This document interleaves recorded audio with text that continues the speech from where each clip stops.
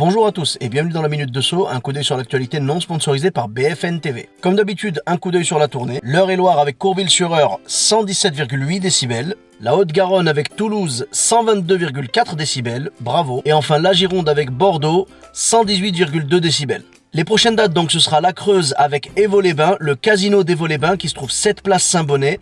Et ce sera le mercredi 1er mai à 20 h. En première partie, j'aurai les Chauvelus, ne ratez pas ça. Ensuite, ce sera l'Isère à Grenoble le dimanche 12 mai à 18 h à l'Atelier du 8 qui se trouve 2 rue Raymond Banque. J'aurai Synanimeray en première partie. Je vous mettrai le détail dans la description et on commence les infos. À Marseille, un requin se promène dans le port de l'Estac. Comme quoi il faut rester méfiant, hein. À Marseille, les requins se trouvent pas qu'à la mairie. Au Royaume-Uni, un millionnaire qui possède une île a été arrêté au supermarché pour vol.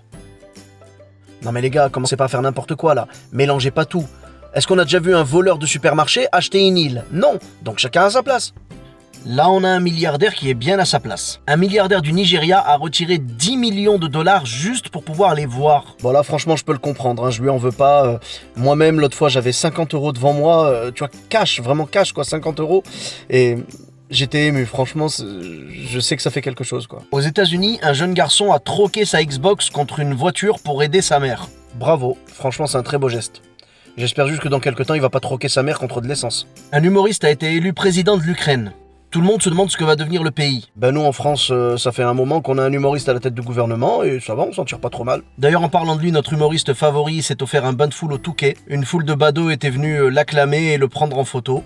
Et apparemment ça scandait des bravo président, continuez président. Juste une question, est-ce que c'est des gens qui habitent sur la même planète que nous ou ça sent pas du tout le comédiatique, hein? Non. Non, soyez pas parano, s'il vous plaît. Des slogans appelant au suicide des policiers ont suscité l'indignation chez pas mal de monde. Bon, moi je cautionne pas non plus, mais comme on dit chez les gilets jaunes qui ont perdu un œil à cause des flashballs, œil pour œil, dent pour dent. Hein. Sérieux?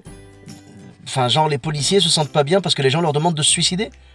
Ben, j'ai une solution, les gars.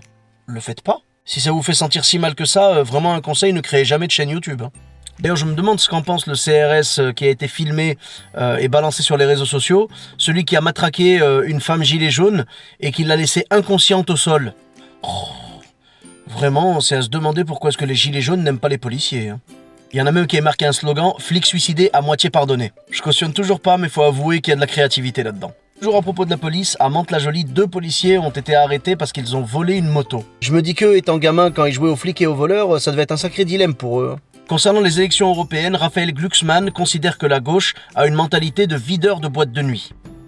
C'est-à-dire, il laisse pas rentrer les Arabes et les Noirs ou genre si t'as une bouteille à l'intérieur, t'as plus de chances de rentrer. En Moselle, un bébé fait une chute du 3e étage et s'en sort indemne. Punaise, il est de plus en plus chaud le casting pour Koh-Lanta.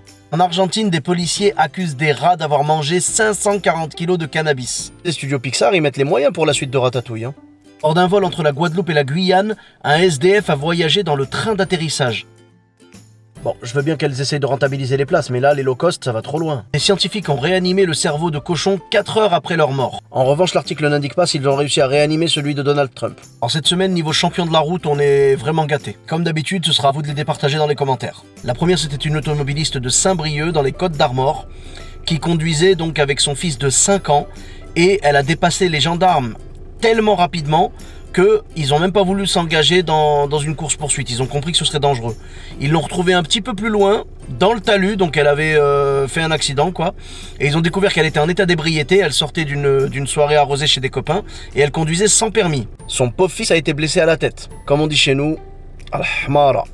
Elle a donc écopé de 8 mois de prison, dont 4 avec sursis. Dans le même style, à Lyon, un automobiliste a abandonné son fils de 10 ans à 3 h du matin parce qu'il lui avait fait la fameuse menace « Si tu continues, je te pose ». Mais normalement, les gens, quand ils le disent, ils le font pas. Pas bien. Il a fini en garde à vue et c'est bien mérité. En Eure-et-Loire, il y a quelques perles aussi. Hein. Un homme d'une 60aine d'années a été arrêté à 197 km/h au lieu de 80 au volant d'une Ford Mustang. Sa voiture a été emmenée à la fourrière et son permis a été retiré. Même prix à payer pour un motard, pareil en Eure-et-Loire, qui a été contrôlé à 173 km/h au lieu de 80.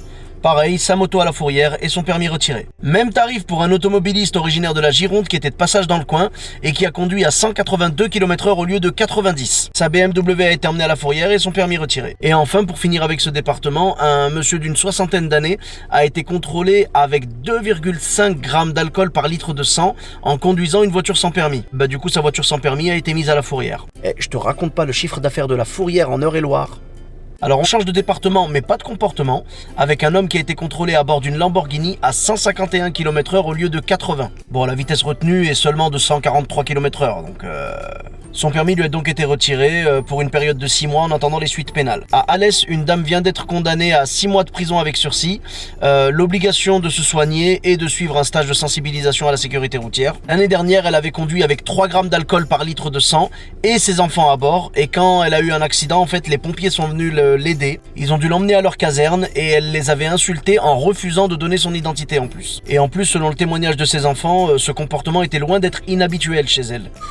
Je te cache pas que les gosses, ils ont pas dû avoir ce qu'ils voulaient à Noël.